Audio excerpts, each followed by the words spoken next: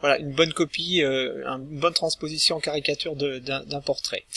Alors tout d'abord le premier critère, la couleur rouge a été utilisée pour mettre en valeur l'exagération. La chambre était si luxueuse qu'à côté la maison paraissait laide.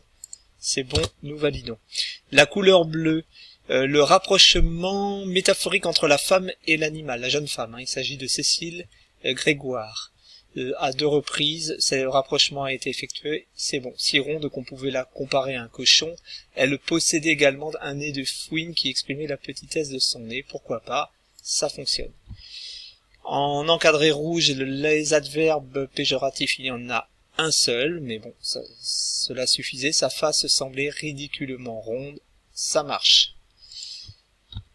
En jaune encadré, le suffixe péjoratif âtre, le diminutif être et de nouveau le suffixe âtre fonctionnent tous les 3 pour mettre en valeur la laideur relative du personnage. En encadré vert, l'ironie du narrateur. Alors bon, ici nous pouvons le rejeter, hein, ce n'est pas franchement il ne s'agit pas d'une pensée dissimulée par ironie.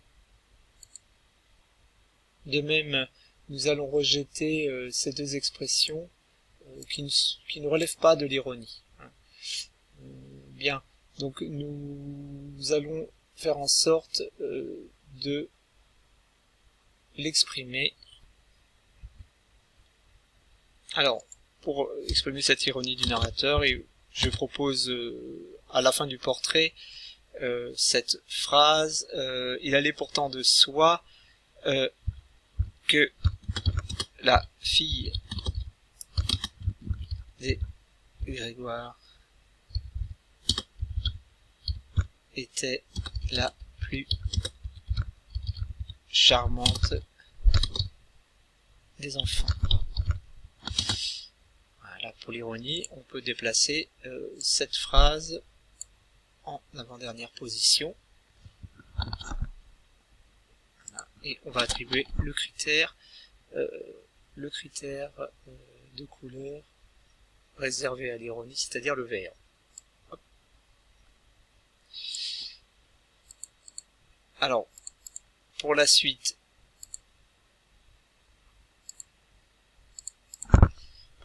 donc un adjectif qualificatif péjoratif était souligné. Donc bien sûr, le terme laide est acceptable, hein, pas de problème.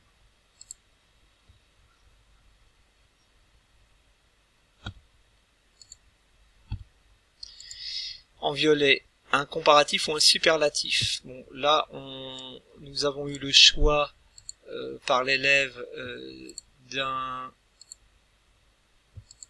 comparatif de supériorité. Sa gorge toujours plus lourde, son haleine fétide envahissait la pièce et son souffle rauque soulevait régulièrement sa gorge toujours plus lourde, c'est tout à fait acceptable. Elle respirait et ronflait aussi délicatement qu'une locomotive. En effet,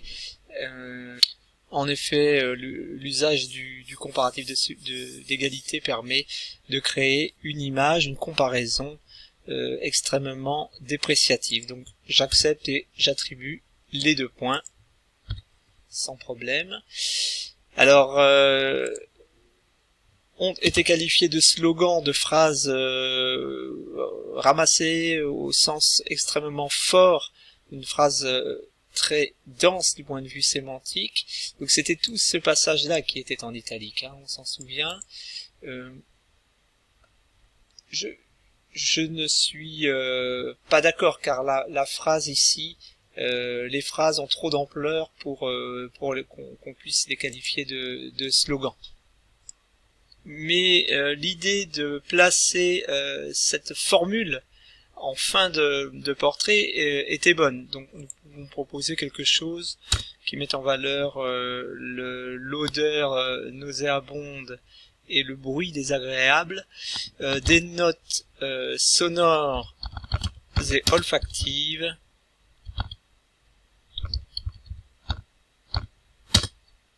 peu ragoûtante.